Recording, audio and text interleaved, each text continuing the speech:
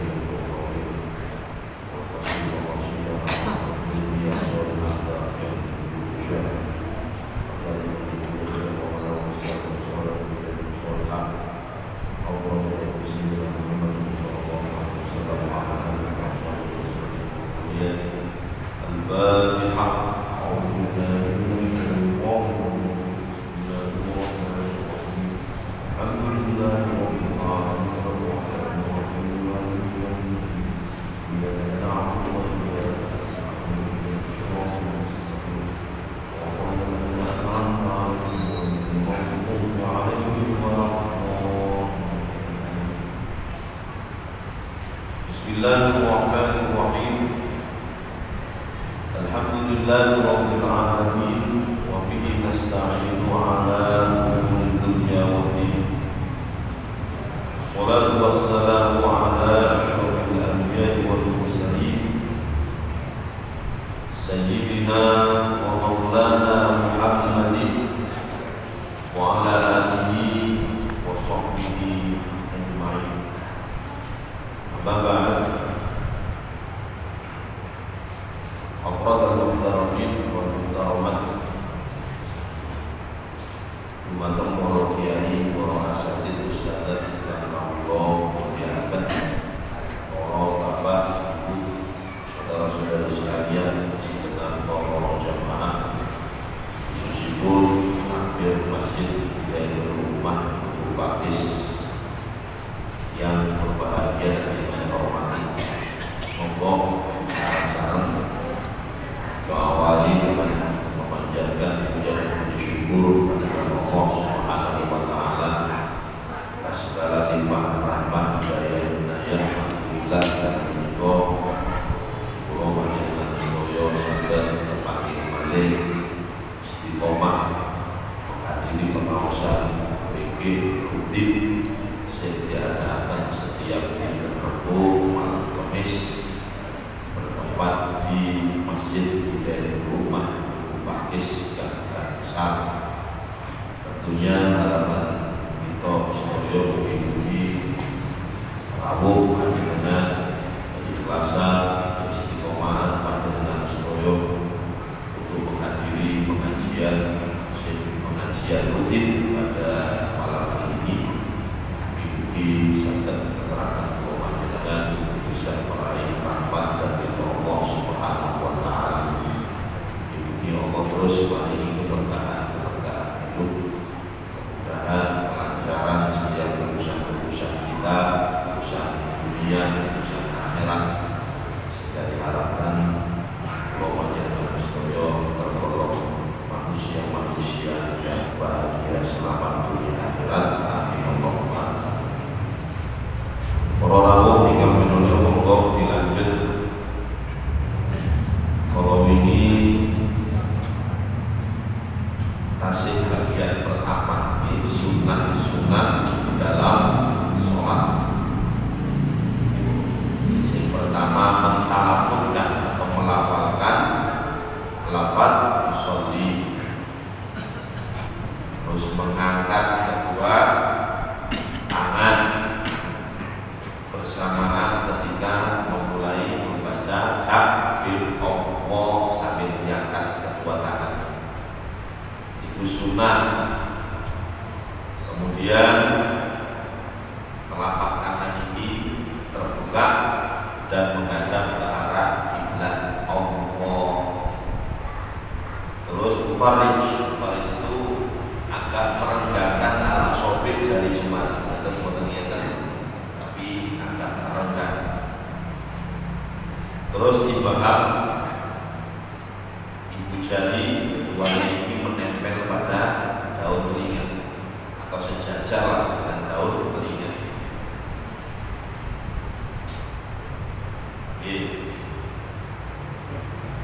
Terus mengangkat kedua tangan itu disunahkan tidak hanya ketika takbir yang pertama saja, tapi juga ketika mau rukuk di tangan diangkat.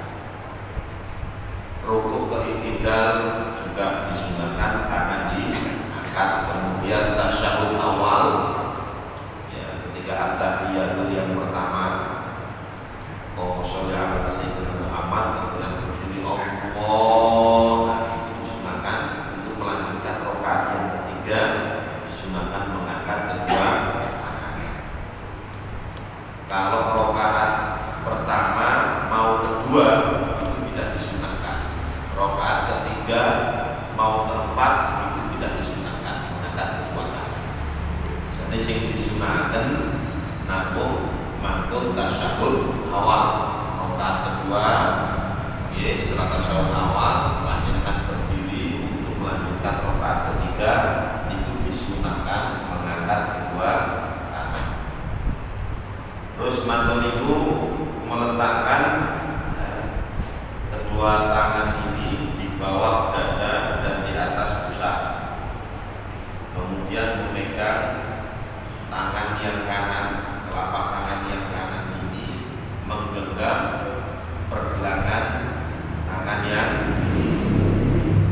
Kemudian di antara sunnahnya adalah seorang yang sholat itu melihat tempat sujudnya, kecuali kalau dia sholat di depan Ka'bah. Kemudian ketika illallah disunahkan melihat jari telunjuknya. Kemudian sunnah juga membaca istighfar, kabiro, alhamdulillah, kabiro, dan seterusnya. Kemudian ta'awud secara sir, pelan, sebelum membaca, baik membaca Fatihah ataupun membaca surat, itu disunahkan membaca ta'awud tapi dengan suara lirik. Bismillahirrahmanirrahim. Ta'awudnya disunahkan untuk dipelankan. Kemudian membaca amin juga termasuk sunnah, ya. Kapan? Ba'da faragil Fatihah, sesudah membaca al-Fatihah. Fil jahriyah. Nah, kemarin sampai sini, ya. Sekarang mau dilanjut mulai. Bismillahirrahmanirrahim. Wasukut baina akhiril Fatihah wa amin. Kemarin, ya. Dan berhenti di antara akhir Fatihah kemudian amin. Itu disunahkan berhenti sebentar. Walaupun berhenti sebentar. Amin. Disunahkan berhenti. Terus wa baina amin wasurah. Begitu juga setelah membaca amin tadi, amin, terus melanjutkan surat. Jika panjenengan mau melanjutkan surat pendek, nah itu disunahkan untuk as-sukut, berhenti sebentar.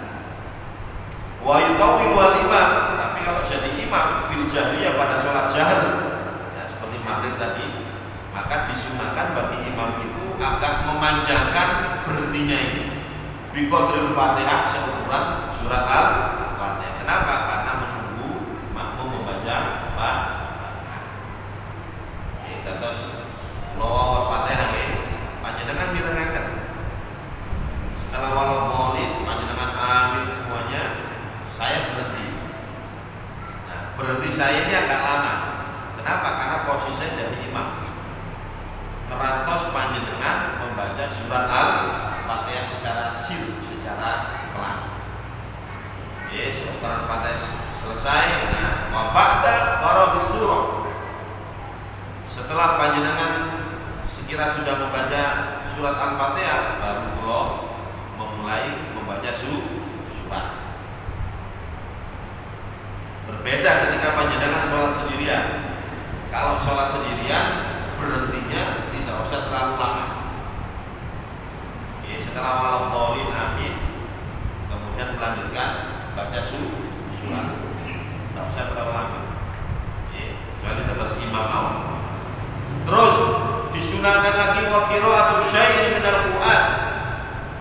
Disunahkan membaca bagian daripada Al-Quran ba'da Al-Fatihah, sesudah membaca Al-Fatihah. Sesudah baca Fatihah disunahkan membaca surat atau sama jenengan.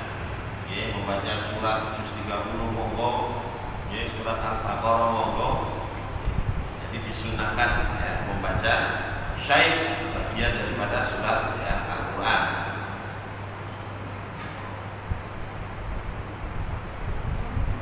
Terus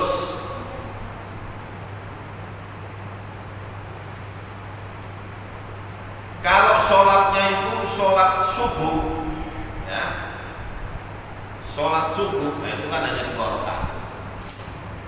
Maka baik rakaat pertama ataupun rakaat kedua, panjenengan disunahkan membaca surat. Nah, kalau maghrib 3 rakaat atau asar 4 rakaat, isya zuhur 4 rakaat. Nah, yang 4 rakaat atau 3 rakaat ini disunahkan membaca surat sesudah Fatihah hanya pada rakaat pertama dan kedua saja. Untuk rakaat ketiga dan keempat namun waos Al-Fatihah mau. Jadi disunahkan membaca Fatihah saja untuk rakaat ketiga dan keempat. Illal makmum, kecuali makmum idza sami'al imam, ketika mendengar imam membaca. Nah, kalau makmum mulai rakaat pertama itu tidak disunahkan membaca surat, tapi justru disunahkan mendengar imam membaca surat. Saya dipahami Pak Ibu. Atas ngeten. Ketika kula Fatihah panjenengan mirengan. Setelah waladhdallin amin, terus saya beri kesempatan panjenengan untuk membaca Fatihah secara pelan. Oh, sekira Fatihah panjenengan pun mantun, saya membaca surat-surat pendek. Nah, ketika imam membaca surat pendek, makmum tidak usah membaca surat pendek. Makmum justru disunahkan mendengarkan bacaan imam. Ya, kecuali nek panjenengan sholat sendirian, maka disunahkan untuk membaca surat sesudah Al-Fatihah atau jadi imam. Disunahkan membaca surat sesudah baca Al-Fatihah. Terus wasuratun kamilah afdal minal ba'd. Satu surat yang sempurna itu jauh lebih utama daripada membaca sebagian. Walaupun nun sewu secara huruf itu lebih banyak, lebih banyak ayat-ayat yang panjenengan baca. Contoh seperti surat Al-Kautsar hanya 3 ayat. Inna a'tainakal kautsar fasholli li rabbika wanhar inna syani'aka wal abtar. Hanya 3 ayat. Terus panjenengan membaca surat Al-Baqarah dari ayat 1 sampai ayat 10. Nah, ini kira boten sempurna. Dengan satu surat sempurna walaupun hanya 3 ayat. Jadi menurut pandangan para ulama itu lebih utama membaca satu surat yang sempurna walaupun huruf-hurufnya masih lebih banyak surat yang lain, ayat-ayat yang lain. Bila nih minimal juz 3 dosa niku saged diapalaken. Terus panjenengan cari yang utama, disebut 30 daripada kita ambil sebagian ya ayat kita soal ayat kita ambil 10 ayat kita ambil, nah itu masih lebih utama satu surat sempurna. Terus watatwilu qiraatil raqatil ula, dan disunahkan juga memanjangkan bacaan pada rakaat yang pertama. Saya ulang, rakaat pertama dengan rakaat kedua itu disunahkan lebih lama rakaat yang pertama. Alasannya nopo yang pertama menunggu jamaah, boleh jadi wonten sing telat. Terus yang kedua, rakaat pertama itu masih semangat-semangatnya. Nek kalau harus cara ini jadi karena itu Nabi pun mencontohkan seperti ini. Rakaat pertama jauh lebih lama daripada rakaat. Kecuali ada memang di hari yang disunahkan. Contoh seperti Jumat. Ketika Jumatan atau Jumat di subuh Jumat itu disunahkan membaca ada yang Al-Quran ada yang juz amma. Kalau juz amma disunahkan rakaat pertama sabihisma ala-ala, rakaat kedua al-ataka. Saat ini panjenengan itu antara sabihis kali al-ataka itu lebih panjang mana? Lebih panjang al-ataka daripada sabihis. Nah, tapi di sini Nabi mencontohkan seperti itu. Loh, katanya lebih disunahkan memanjangkan rakaat yang pertama. Nah, apabila orang bapak ngeten. Jadi yang pertama, kesunahan yang pertama itu tertib. Tertib itu maksudnya dari An-Naba, An-Nazi'at, Abasah, sampai An-Nas. Jadi tertib itu juga disunahkan. Panjenengan setelah baca Al-Falaq rakaat pertama, kedua An-Nas itu disunahkan tertib. Terus mboten An-Nas dhisik, mantun niku rakaat kedua Al-Falaq. Nah ini mboten tertib. Jadi tertib itu berarti mulai dari An-Naba, mulai dari juz 1 terus mundur sampai juz 3. Tertib. Kenapa tertib itu disunahkan? Karena memang tertibnya Al-Qur'an ini adalah tauqifi, itu dari Allah, Pak. Dari Allah. Mulai panjenengan ketika buka juz 30 kemudian wonten surat Al-Alaq, Iqra bismi rabbikal ladzi khalaq. Padahal Iqra itu adalah ayat yang pertama kali itu turun. Gitu Bapak. Ketika Nabi bertahandus di Gua Hira, malaikat membawa 5 ayat. Jadi ini mau Iqra bismi rabbikal ladzi khalaq sampai 'allamal insana ma lam ya'lam. Ini ayat yang pertama kali turun. Tapi ketika panjenengan buka Al-Quran, loh, kenapa? Kok diletakkan di juz 30? Kok bukan juz setunggal? Padahal ini ayat yang pertama tuh, ya itulah tauqif. Jadi Allah Subhanahu wa taala yang menentukan. Ya, melalui malaikat Jibril. Nah, makanya malaikat Jibril itu di bulan Ramadan itu tadarus yang Kanjeng Nabi.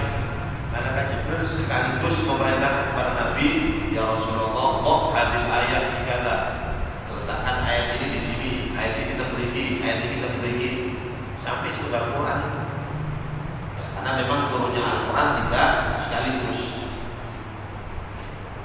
Jadi bangsa ayat, setosok ayat tidak sekaligus. Nah, makanya ketika ayat ini turun, malaikat Jibril menyampaikan letakkan ayat ini di surat ini, ayat ini di surat ini. Nah itu sudah tertib, Pak. Oke. Jadi mulai juz 1 sampai juz 30 itu sudah tertib. Siapa yang mentertibkan? Allah. Nah, mulane para ulama mensunahkan ketika panjenengan sholat memilih ayat-ayat yang sudah ditertibkan oleh Allah. Ditertibkan oleh Allah. Jadi sunnah tertib.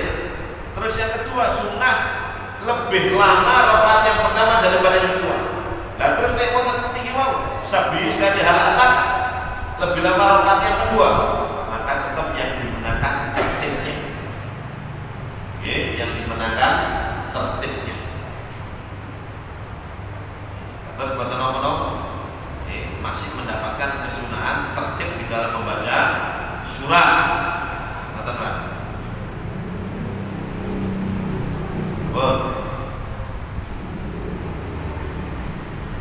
Terus wal jahru bil qiraah, dan disunahkan mengeraskan bacaan.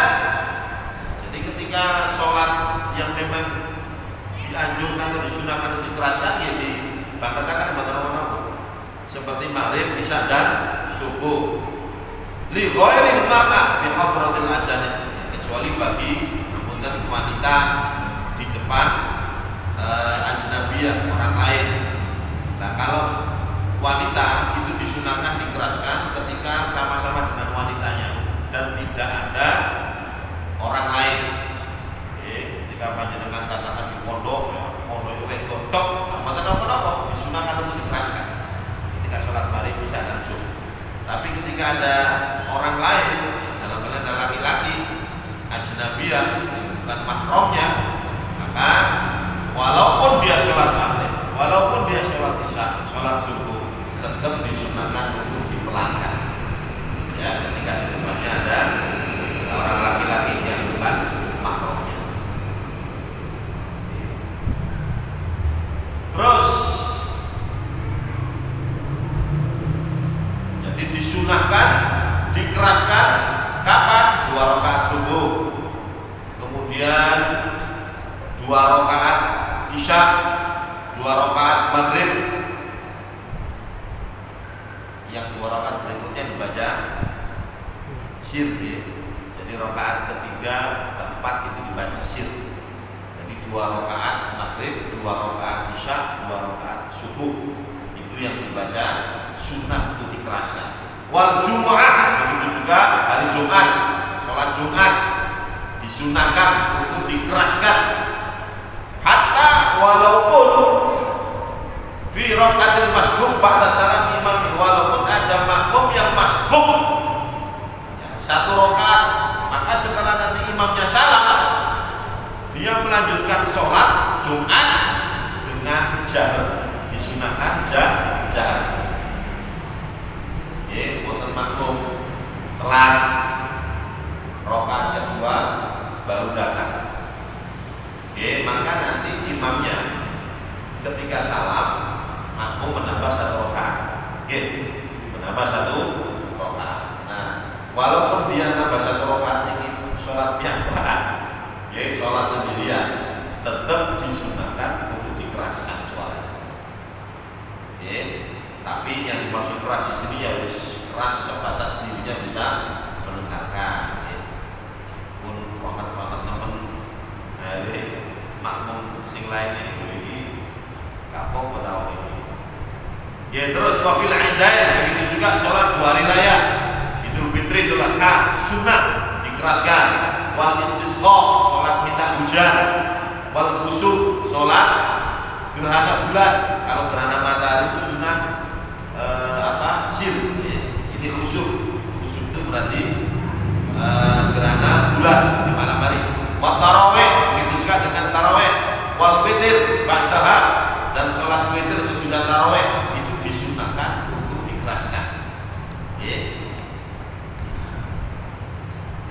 Wat tawassut fi nawafilil lail, dan tawassut itu tengah-tengah, ya ndak keras, ya ndak sir, ya ndak pelan. Kapan? Fi nawafilil lail al-mutlaqah bainal jahr wal isra, ketika dia sholat sunnah di malam hari, ya seperti sholat tahajud, ya di malam hari, maka disunahkan untuk ya tidak keras, ya tidak pelan. Minimal panjenengan bisa mendengarkan suara panjenengan. Bismillahirrahmanirrahim. Cukup.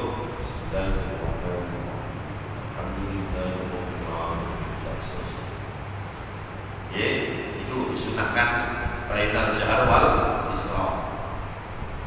Terus wa qira'atu qisar mufassal fil maghrib. Kalau sholat maghrib disunahkan membaca surat-surat yang pendek saja. Fasol, surat-surat yang pendek. Soalnya maghrib itu waktunya hanya sebentar, tidak lama. Tapi kalau sholat sendirian, wali lil munfarid, bagi yang munfarid sholat sendirian boleh ya dipanjangkan. Terus itu maghrib ya. Wa fi dzuri, kalau sholat zuhur bi qaribin minha. Kalau sholat zuhur qarib itu dekat dari yang pendek-pendek. Jadi nek maghrib itu katakan panjenengan membaca nopo Al-Haqqul Takatsur ke bawah, nggih. Al-Haqqul Takatsur ke bawah, nggih. Nah, nek zuhur ya katakan Al-Anbiya, Al-Anbiya, As-Salah. Terus wafil asri, dan pada sholat asar wal isya di ausati, tengah-tengahnya. Jadi kalau zuhur tadi mendekati pada mufassal, ya, pada yang pendek-pendek. Nah kalau asar dan isya tengah-tengahnya, agak panjang sedikit. Di sini dicontohkan kasyams, seperti surat wasyamsi. Jadi isya itu wadduha, al-lail, wasyams. Terus nama kali al-qari'ah. Wa fi ula subhi yaumil jumu'ah. Nah, kalau subuh itu tambah panjang-panjang. Ya, nek subuh itu malah disunahkan surat-suratnya agak panjang. Surat Al-Fajr katakan Al-Fajr wa layalin 'ashr, Al-Balad, At-Takwir, Al-Infitar, atau surat Al-Buruj, atau Sabis Niwa Al-Ataka. Nah, itu disunahkan agak panjang. Malah datang mriki Jumat ya subuh Jumat itu disunahkan baca Alif Lam Mim ya, sama hal ata alal insan ad-dahr. Oh. Nek kapal wis maca sapi sampai al-ataka. Nek kapal maneh pakai sunapa, Pak? Ini Bicara riyul mau gitu. Pokoknya pendino malah koordinasi kuliah dulu malaikat itu kado berkasa sama bisa full ini memiliki terklasifikasikan seperti ini. Bisa lumayan dan protokol ini. Terus terus disunahkan balik soal rahmat. Jadi ketika imamnya itu membaca ayat-ayat rahmat, panjenengan disunahkan untuk berdoa memohon kepada Allah supaya rahmat itu diturunkan kepada kita. Nah, ini kalau yang sing memahami kandungan Al-Quran, ada orang awam ayat opo semua. Nah kalau Nabi itu makanya sholatnya bisa lama. Nabi itu terutama kalau sholat sunnah. Kalau sholat sunnah itu saking lamanya sampai Siti Aisyah, istri Nabi Muhammad SAW pernah menyampaikan karena Nabi SAW tidak sholat qoma hatta tatafaqara rijlah. Nabi itu kalau sholat sunnah terutama di malam hari lama saking laminya sampai kakinya itu bengkak. Kaki dia itu bengkak pergo sholatnya lami. Ada yang dulu pakai sedikit bengkak sebab nopo samurat kolesterol. Samurat. Sebab kolesterol semua asam urat yang atau bincang. Ada kan Nabi sholatnya lami, ya nopo boten lami.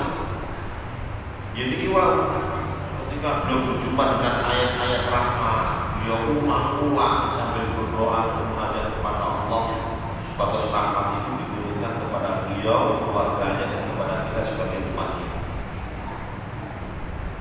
Ketika beliau berjumpa dengan ayat-ayat adab, ayat-ayat siksa, beliau tidak melanjutkan ayat berikutnya, diulang-ulang terus sambil berdoa supados adab siksa itu dijauhkan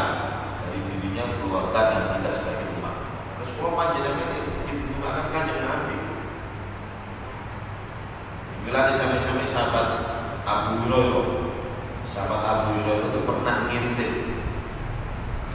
Terus muni kanjeng Nabi itu sholat sunnah. Ternyata ketika sampai pada ayat itu antibahu fa innahum ibaduk wa in taghfir lahum fa innaka antal azizul hakim. Ini kalau terjemahkan para ulama. In tu'adzibhum ya Allah, jika engkau menyiksa mereka, yakni umatku, kata Nabi. Jika engkau menyiksa umatku, fa innahum ibaduk, sesungguhnya umatku itu hamba-hamba panjenengan. Dalam artian, kosong panjenengan teko ya Allah. Umat kulo niki hamba-hamba panjenengan ya. Diciptakan panjenengan ya. Panjenengan siksa. Wa intafil dan jika panjenengan ampuni umatku, kata Nabi, fa innaka antal azizul hakim. Kau punya kemampuan untuk itu. Nah ini loh Pak, ini diulang-ulang atau suh? Diulang-ulang sampai suh. Coba bayangkan. Nah ini disunahkan. Ini memang disunahkan seperti itu. Nah otomatis yang dimaksud di sini adalah sholat sunnah. Sholat wajib biasa-biasa mawon. Makmum itu apa-apa. Tapi kalau imamnya tidak usah terlalu lama. Soalnya sholat bersamaan itu walaupun kita sedang hablum minallah, tapi di dalam hablum minallah kita wonten hablum minannas. Buktinya apa? Sholat jamaah itu terlalu lami maka wonten di antara para jamaah sing mungkin wonten hajat, nggih. Ono sing berpipis, ono sing bulat, wis macam-macam lah, ono sing badhe lanjut nganggo damel. Jadi hablum minallah tapi masih ada hablum minannas sehingga tidak boleh terlalu lama.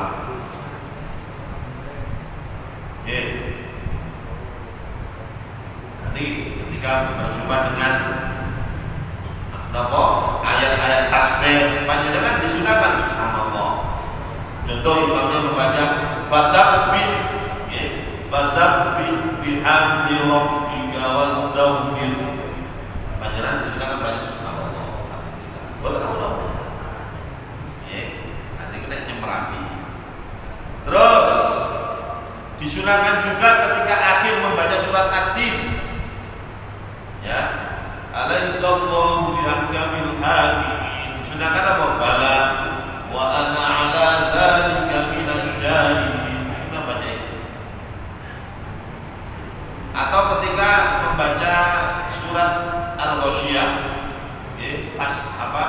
Ayat sing terakhir itu. Inna ilaina iyabahum thumma inna alaina hisabahum rabbi hasibni hisabai yasir. Ini ayat hisab. Di ayat hisab. Nah, panjenengan dan saya disunahkan berdoa rabbi hasibni, ya Allah hisablah kami dengan hisab yang ringan. Supaya Rasulullah panjenengan di akhirat dihisab dengan hisab yang ringan. Seperti surat Al-Qari'ah, narun hamiyah, api yang sangat panas. Panjenengan disuruh berdoa. Napa tuane? Narun hamiyah, nas'alullah al-'afwa wal mohon kepada Allah al-'afwa, supaya disepuro, tidak masuk neraka yang sangat amat panas. Nah seperti itu Pak. Ini pun disunahkan. Membaca doa-doa seperti ini.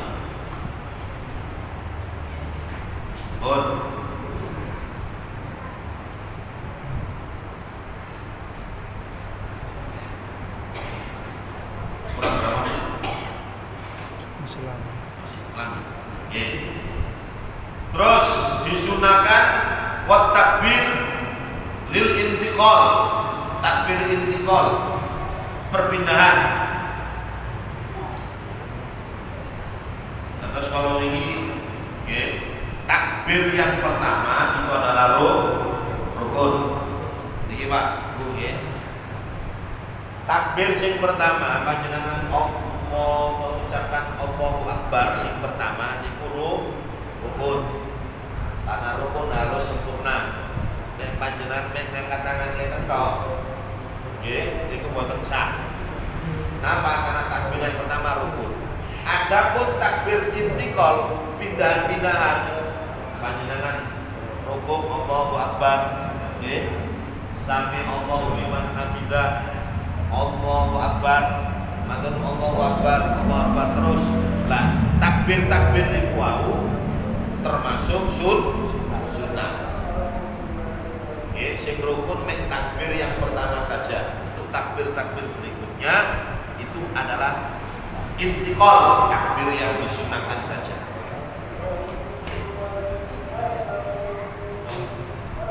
Semuanya baca takbir Allahu Akbar kecuali hanya ketika berdiri ya, untuk iktidal dari rukuk. Pada iktidal itu baru membaca sami Allahu liman hamidah. Oh, saya ingin ada pertanyaan monggo. Monggo. Sudah. Ya. Kalau orang yang ketinggalan bagaimana selanjutnya? Orang yang Termasuk khutbah Jumat ketinggalan khutbah Jumat. Ya. Nah, ini bab Jumat, bab sholat Jumat. Panjenengan kalau melihat hadisnya, ya dengan hadisnya. Jadi ketika imam itu sudah berada di atas mimbar, Assalamualaikum warahmatullahi wabarakatuh. Itu malaikat sing pegawai bencana itu meletakkan pena. Artinya orang-orang yang terlambat datangnya terlambat itu saya niku boten langsung dicatat. Ya wallahu a'lam. Setelah salamnya nanti dicatat berapa Allah, gitu. Nopo boten dicatat, kalau boten seberapa. Sing jelas di dalam hadis seperti malaikat penjaga amal ketika imamnya sudah di atas mimbar, itu pena-pena sudah diletakkan. Pena-pena sudah diletakkan. Lah milane orang wasiat takwa ittaqullah. Itu harus didengar minimal 40 orang jamaah. Jadi kalau imamnya membaca wasiat takwa, ngapunten yang datang masih 30, itu iso batal sholat Jumat. Karena kalau menurut pendapat Imam Syafi'i, sholat Jumat itu minimal 40 orang dengan imamnya. 40 orang itu harus yang merdeka, harus yang mustautin. Jadi nek wonten 40 orang tapi sing limo niki lari alit-alit, anak-anak kecil yang belum balik berarti masih di belum 40. Makanya terutama ngapunten ya di perkantoran-perkantoran kadang-kadang ngenteni imame napa wis salam assalamualaikum bahkan menunggu sholat. Jadi gak ngono khutbah. Sholat qomat baru kan wudu niki ngapunten itu cara malaikat sudah tidak mencatat lagi. Makanya sampai dimotivasi oleh Nabi kita Muhammad SAW. Kalau berangkatnya awal maka dia akan mendapatkan pahala koyok untuk kok nek ora terlambat ini oleh pahala koyok sampai terakhir dapat telurnya ayam.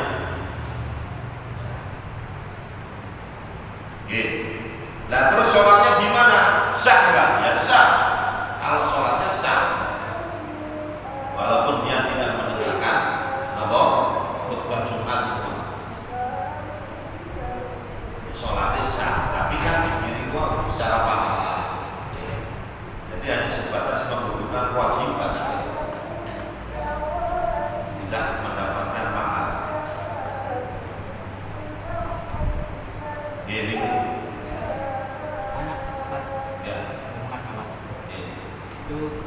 belakang makmum itu ya, bacaan. Misalnya sholat pertama itu kopi masih rendah. Kalau sholat pertama mungkin ditambahi 4 jam Aladin masih cukup. Nanti pada 5 sudah mengingatkan sahur subuh.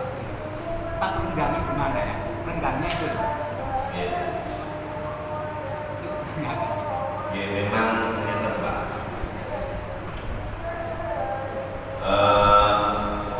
Imam sudah sebelum sholat ya katakan sabu subuh baku ya balik atas di atas subuh, ada yang minta manis sholat, ada yang minta komatis sholat.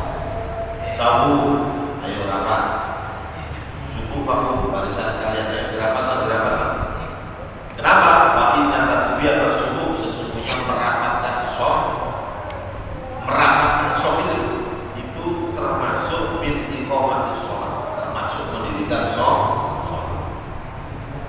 Nah makanya Pak, ketika panjenengan lihat dalam Al-Quran Allah Subhanahu wa Ta'ala ketika berfirman untuk memerintahkan kita sholat itu menggunakan bahasa wa yuqimus sholat, dirikan sholat, bukan apa wa'malus sholat, bukan kerjakan, tapi dirikan sholat.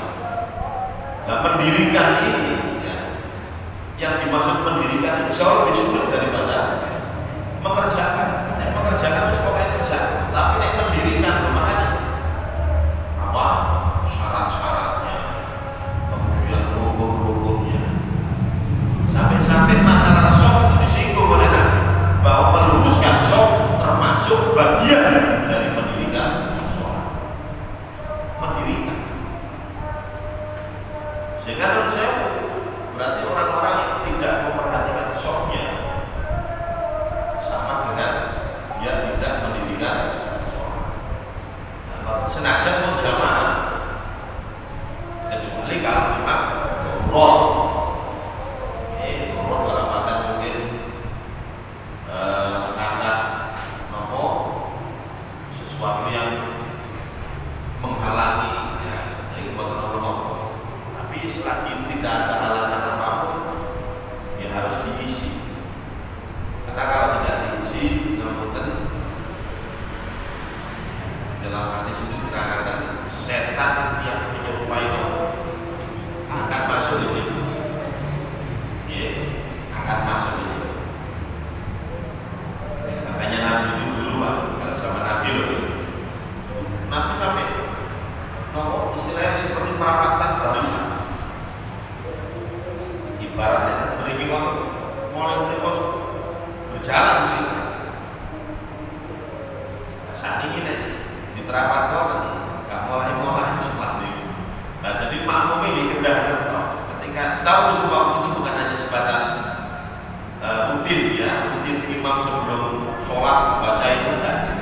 Nah itu secara tak langsung mengingatkan ayo softnya diluruskan ya, karena ketika softnya tidak diluruskan banyak rekan-rekannya ya, itu akan mempengaruhi pahala sholat berjamaah, akan mempengaruhi pahala sholat berjamaah. Ini diantaranya atau sebelum jauh ini ya, ini ketika pintu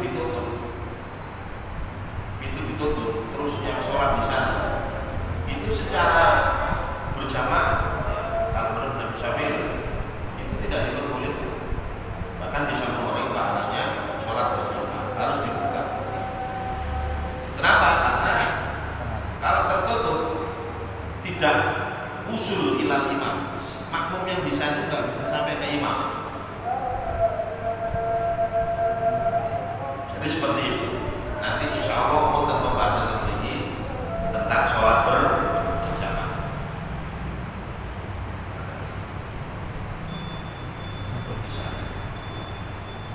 Ya, sampun. Insya Allah minggu ngajeng dilanjut sunnah-sunnah di dalam rukuk. Ini mau tadi sunnah-sunnah. Ya, ketika kita berdiri itu sunnah-sunnah yang dikosak warna-warna itu sampai membaca surat-surat pendek, ayat rahmat, ayat atas sebagainya. Nah, ini rukuk sunnah-sunnah nopo, makin sujud sunnah-sunnah nopo mau ini dari dan seterusnya. Dikocai suka-suka. Dia sampun iki mawon dibikin wonten bawa manfaat. Ini kita